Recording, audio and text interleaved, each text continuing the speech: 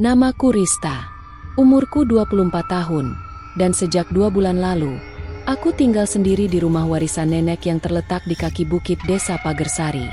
Rumah tua bergaya kolonial itu berdiri angkuh, dengan jendela tinggi dan kayu kusen yang berderit saat disentuh angin. Hari pertama aku datang, udara terasa berat.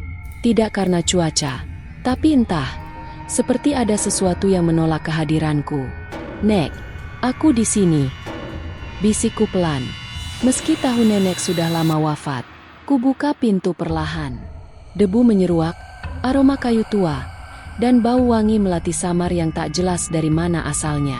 Namun satu hal langsung terasa aneh. Tak ada satupun cermin di rumah ini. Bukan hanya di kamar mandi, kamar tidur, atau ruang tamu. Bahkan bayangan kaca pun tak ada. Semua jendela diberi tirai berat, dan kaca hias di lemari sudah ditutup kertas hitam. Aku pikir mungkin nenekku takut cermin pecah karena usia rumah. Tapi yang membuatku merinding, bahkan di dompet pun aku tak bisa menemukan kaca kecil yang biasa kugunakan. Seolah semua yang bisa memantulkan bayangan telah dihilangkan.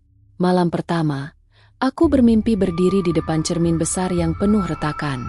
Aku melihat diriku sendiri, tapi aku tidak sedang tersenyum. Wajah di dalam cermin itu menatapku dingin, dan bibirnya bergerak meski aku tak bicara. "Akhirnya kamu datang," katanya. Aku terbangun dengan peluh dingin. Keesokan harinya, aku menelepon ibuku. "Bu, rumah ini aneh. Kenapa nggak ada cermin sama sekali?" tanyaku. Ibuku terdiam, lalu hanya berkata pelan, "Jangan pernah mencoba membawa cermin ke rumah itu, Rista. Jangan ulangi kesalahan nenekmu." Aku terpaku. Jantungku berdegup lebih cepat. Maksud ibu. Tapi sambungan langsung terputus. Suaranya seperti ditarik pergi, digantikan suara desisan lirih, entah dari mana asalnya. Saat aku menoleh ke pintu, ada bekas tangan berdebu di permukaan kaca jendela yang kututup semalam. Tapi itu bukan tanganku. Itu bekas tangan kecil, dengan 5 jari kurus panjang seperti cakar. Dan malam pun kembali menelanku dalam hening yang menakutkan. Sudah seminggu aku tinggal di rumah ini. Dan setiap malam, aku selalu merasa diawasi. Bukan oleh manusia, bukan juga oleh hewan liar, tapi oleh sesuatu yang tidak terlihat, namun selalu terasa. Saat aku berdiri di dekat jendela, aku merasa ada yang menatap dari balik tirai. Saat aku duduk di ruang makan, aku merasa ada yang menunduk dari langit-langit, memperhatikanku diam-diam. Dan setiap malam, mimpiku selalu sama. Aku berdiri di depan cermin retak, melihat bayanganku sendiri yang tersenyum, tanpa aku tersenyum. Bayangan itu kadang menyeringai lebar, kadang menangis tanpa suara. Tapi satu hal yang pasti, dia bukan aku. Siang itu, karena merasa tak tahan lagi, aku mencoba menggunakan kamera depan ponselku sebagai cermin. Mungkin hanya sekadar untuk menyisir rambut. Namun yang kulihat bukan wajahku yang biasa. Wajah itu tampak lebih pucat, matanya lebih dalam, dan senyum tipisnya seperti mengejek. Aku menjatuhkan ponselku. Layarnya retak, tapi dalam pantulan retaknya, bayangan wajah itu masih ada. Padahal kamera sudah mati.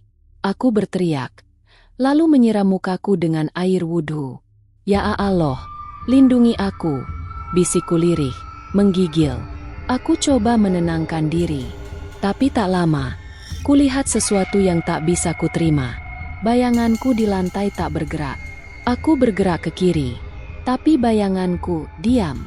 Aku coba mengangkat tangan, tapi bayangan itu malah mengangkat tangannya lebih dulu. Seolah dialah yang nyata, dan akulah pantulannya.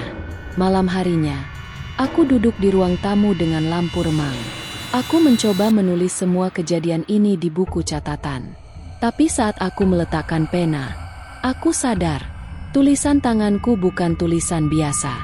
Bentuk hurufnya aneh, agak melingkar dan bersambung. Tapi yang membuatku merinding, tulisannya bukan dalam bahasa Indonesia, bukan juga dalam bahasa Latin. Seperti simbol kuno, yang entah bagaimana bisa kutulis tanpa sadar. Kurasakan udara di ruangan mendadak dingin. Tirai jendela perlahan terangkat sendiri, dan dari balik kaca, kulihat diriku berdiri di luar rumah. Di balik jendela, dengan wajah sangat pucat, mata hitam legam, dan senyum lebarnya seperti tak manusiawi. Aku terdiam. Dia mengangkat tangannya dan menempelkan telapak di kaca, membentuk uap putih. Di dalam uap itu, perlahan muncul tulisan samar. Biarkan aku masuk. Aku tak tidur semalaman. Setiap kali memejamkan mata, bayangan itu selalu datang. Berdiri di balik jendela, kadang di pojok kamar, kadang tepat di atas langit-langit, menatapku dengan kepala terbalik. Aku mulai kehilangan logika. Tapi rasa takut justru membuatku ingin mencari tahu lebih jauh. Pagi itu, aku memutuskan menyusuri loteng rumah nenek. Tangga kayu ke atas penuh debu dan sarang laba-laba. Udara semakin dingin begitu aku membuka pintu kayu tua yang berderit berat. Di dalamnya gelap dan sunyi, seperti ruang yang tak pernah disentuh waktu. Di sudut loteng, aku melihat sebuah benda besar diselimuti kain hitam. Bentuknya persegi panjang, tinggi, dan berdiri tegak menempel dinding. Cermin. Tanganku gemetar saat meraih kain penutup itu. Begitu kutarik perlahan, tampaklah sebuah cermin besar dengan bingkai ukir kuno. Permukaannya penuh debu, tapi cukup jernih untuk memantulkan bayangan samar wajahku. Namun bukan itu yang membuatku tertegun. Di cermin itu tertulis sesuatu. Tulisan samar seperti tergores dari dalam. Jangan tatap aku terlalu lama. Aku mundur setapak, tapi seolah ada dorongan yang membuatku ingin melihat lebih lama. Bayanganku muncul, tapi dia tidak menatap ke arahku. Dia justru menoleh ke kiri, padahal aku setapi bayanganku. Perlahan menoleh lagi ke arahku, dan tersenyum. Senyuman itu perlahan melebar, menyingkap gigi-gigi tajam yang tak mungkin ada dalam mulut manusia. Matanya memerah, tangannya terangkat, seolah ingin keluar dari cermin. Aku teriak dan menutup cermin dengan kain itu kembali. Namun suara tawa lirih masih terdengar dari baliknya. Kau yang membangunkanku, Rista. Aku tak akan pergi lagi. Malam itu aku menemukan buku harian tua milik nenek, tersembunyi di bawah papan lantai loteng. Halaman-halamannya rapuh, tapi beberapa tulisan masih terbaca. Cermin itu bukan sekadar kaca. Ia menyimpan bayangan yang pernah ditinggalkan. Bayangan yang tak pernah rela mati. Dulu aku punya saudari kembar, tapi dia meninggal. Atau mungkin tidak sepenuhnya. Sejak itu, dia muncul dari cermin, mengikuti, membisikiku. Aku sembunyikan semua cermin agar dia tak bisa keluar. Tapi aku takut kelak seseorang akan membukanya lagi. Aku membeku. Apakah yang kulihat di dalam cermin itu adalah saudari kembar nenek? Atau sesuatu yang jauh lebih buruk? Setelah membaca buku harian nenek, aku seperti terhisap ke dalam lubang hitam sejarah kelam keluargaku. Ternyata, nenekku pernah memiliki saudari kembar identik bernama Ranti. Namun ketika mereka berusia 17 tahun, Ranti dikabarkan menghilang secara misterius. Mayatnya tak pernah ditemukan. Tapi nenek menulis bahwa suatu malam, ia pernah melihat Ranti dalam cermin, mengenakan baju yang sama, tapi dengan mata kosong dan senyum dingin. Ang diam. Kupalingkan kepala pelan ke kiri. Kosong. Tak ada apa-apa. Dia bukan hanya terjebak di dalam sana. Dia menunggu. Menunggu tubuh baru untuk ia tinggali. Aku menutup semua cermin. Tapi roh tak bisa dikurung selamanya. Aku menangis sambil memeluk buku tua itu. Namun di balik rasa takut, aku tahu satu hal. Semua ini belum berakhir. Karena akulah yang membukakan jalannya kembali. Aku merasa tubuhku ringan, seolah aku hanya penumpang. Kadang aku mendengar suaraku sendiri bicara. Tanpa sadar aku yang mengucapkannya. Aku mulai sering bermimpi berada di dalam ruang gelap tanpa jendela. Dan di hadapanku, ada aku yang lain. Duduk di kursi, memelototiku sambil berkata, "Tubuhmu hangat, Rista, izinkan aku memakainya lebih lama." Aku menyadari sesuatu yang lebih mengerikan. Aku yang sekarang mungkin bukan lagi aku sepenuhnya. Ranti mulai mengambil alih sedikit demi sedikit. Puncaknya terjadi malam Jumat. Adzan maghrib baru saja berkumandang ketika aku menemukan bayanganku tidak mengikuti gerakanku sama sekali. Bahkan saat aku berdiri, bayanganku tetap duduk. Seketika seluruh lampu rumah padam. Cermin besar di loteng mulai bergetar. Kain penutupnya terlepas sendiri.